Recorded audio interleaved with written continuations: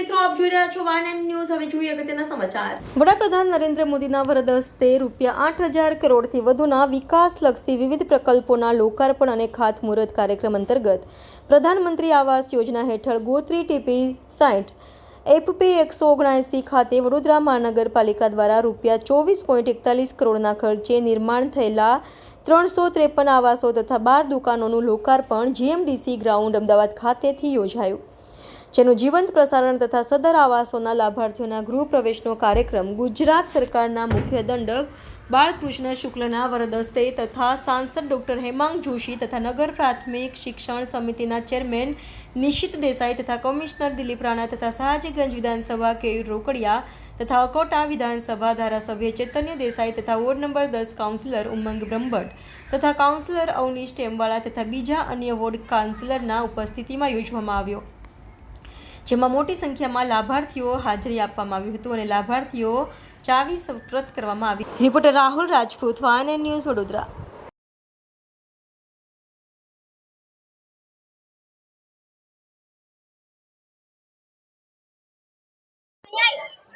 આપણા દેશના પનોતા પુત્ર અને આપણા આદરણીય વડાપ્રધાન શ્રીમાન નરેન્દ્રભાઈ મોદીજી 3 દિવસના ગુજરાત પ્રવાસે છે. એમના જન્મદિવસના આગલા દિવસે એમણે સમગ્ર ગુજરાતવાસીઓને 8,000 કરતાં વધારે પ્રકલ્પોની ભેટ આપી છે અને એ જ પ્રકલ્પો અંતર્ગત અંદાજે 24 કરોડ કરતાં વધારેનું એક પ્રકલ્પ કે આ આવાસ યોજના ગોત્રી તળાવ પાસે સ્થિત આવાસ યોજનાનું આજે વડોદરા મ્યુનિસિપલ કોર્પોરેશન દ્વારા માનનીય વડાપ્રધાન શ્રી નરેન્દ્રભાઈ મોદીજીના વર્ચ્યુઅલ ઉપસ્થિતિમાં આજે આ કાર્યક્રમ યોજવામાં આવ્યો અને માનનીય વડાપ્રધાન શ્રી જે દેશના ગરીબ વંચિત લોકોનું જે એક જીવનનું સ્વપ્ન હોય તો એ પોતાના ઘરનું સ્વપ્ન હોય, આ સ્વપ્ન સાકાર કરવા માટે પણ દિવસ રાત જે પ્રકારે કાર્યરત છે. આજે અમે અહીં લાભાર્થીઓ અંદાજે 353થી વધારે ઘર અને 12 જેટલા દુકાનો આ પ્રકારનું અહીંયા પ્રોજેક્ટ સ્થિત છે અને તમામ લોકોને આજે કબજા પાવતી અર્પણ કરવાનું અને લાભાર્થીઓને ગૃહ પ્રવેશ કરવાનું અમને અવસર મળ્યો. જ્યારે લાભાર્થીઓ ગૃહ પ્રવેશ કરતા હોય ત્યારે એમની આંખમાં એ સ્વપ્ન સાકાર થતું હોય એવી ચમક પણ અમે નિહાળી અને અમારી સાથે આપણા વિધાનસભાના મુખ્ય દંડક શ્રીમાન બાળકૃષ્ણ શુક્લજી, ધારાસભ્ય શ્રી અકોટા ચૈતન્યભાઈ અને ધારાસભ્ય શ્રી સયાજીગંજ કેયુરભાઈ અને સર્વે મહાનુભાવો પણ ઉપસ્થિત રહ્યા. અતિશય મહત્વનો દિવસ છે.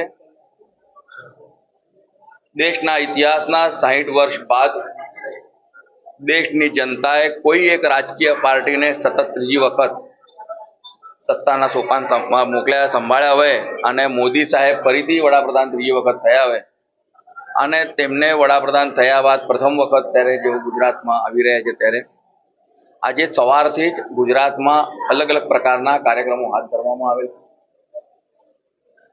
આજથી ગુજરાતમાં ચોથું રિન્યુએબલ એનર્જી ઇન્વેસ્ટમેન્ટ સમિટ જેની શુભ શરૂઆત સવારે થઈ છે.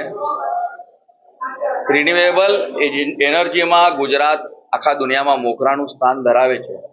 આપણે બધા જ જાણીએ છીએ કે ક્લાઇમેટ ચેન્જની બાબતમાં આખા એશિયામાં સૌ પ્રથમ વખત જ્યારે વડાપ્રધાન મોદીજી ગુજરાતના માનનીય મુખ્યમંત્રી ત્યારે ગુજરાતમાં તેમને આ એક નવા ખાતાની શરૂઆત કરીને પર્યાવરણને બચાવવા માટેની તેમને શરૂઆત કરી હતી અને આજે જ્યારે એક ખૂબ મોટા પ્રમાણમાં આવતા 3 દિવસ સુધી એક ઇન્વેસ્ટમેન્ટ સમિટ ચાલી રહી છે મહાત્મા મંદિર ગાંધીનગર ખાતે. એમાં દેશ વિદેશથી તમામ તજજ્ઞો પણ આવ્યા છે, ઇન્ડસ્ટ્રીયલિસ્ટ પણ આવ્યા છે અને રાજદ્વારીઓ પણ આવ્યા છે. તેની સાથે સાથે આજે જ્યારે એક શહેરને બીજા શહેરથી જોડતી નમો ભારત રેપિડ રેલની શુભ શરૂઆત થઈ છે ભુજથી અમદાવાદ સુધીની અને 110 કિલોમીટર પર અવર એટલે કે મેક્સિમમ સ્પીડ સાથે ટ્રેન ચાલશે, જેના કારણે ભુજથી અમદાવાદ વચ્ચેનું જે અંતર છે એ 1.5 થી 2 કલાક એનો સમયગાળો ઓછો થઈને 5.5 કલાકમાં જ આપણે પહોંચી શકીશું.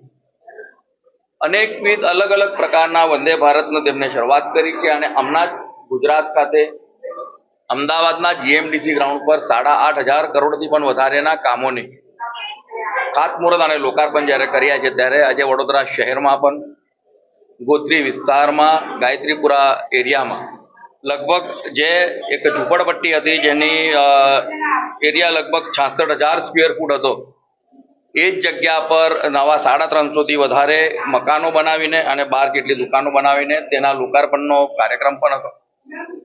આજે 6 જેટલા લાભાર્થીઓને કબજા પાવતી આપેલી છે અને આગામી 1-2 દિવસમાં જ બાકીના તમામે તમામ લાભાર્થીઓને એમની મકાનની કબજા પાવતી આપવામાં આવશે. આપે જોયા કે આ એવા પ્રકારના મકાનો છે કે જેની બજાર કિંમત આ વિસ્તારમાં 20 થી 22 લાખ રૂપિયા છે. આપણે જે મકાનમાં હમણાં ઊભા છે એ મકાનના લાભાર્થીને ફક્ત 6 લાખ રૂપિયા ભરવા પડ્યા છે. બાકી કેન્દ્ર સરકાર અને રાજ્ય સરકાર એ પોતા કિંમત ભોગવવાની છે. ત્યારે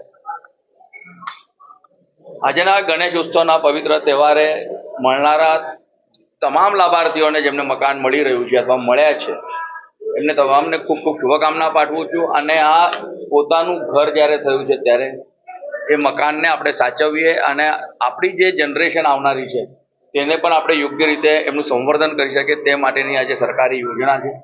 એ માટે હું વડોદરા મ્યુનિસિપલ કોર્પોરેશન, રાજ્ય સરકાર અને કેન્દ્ર સરકારનો ખૂબ આભાર માનું છું. Subscribe now and press the bell icon. Never miss an update.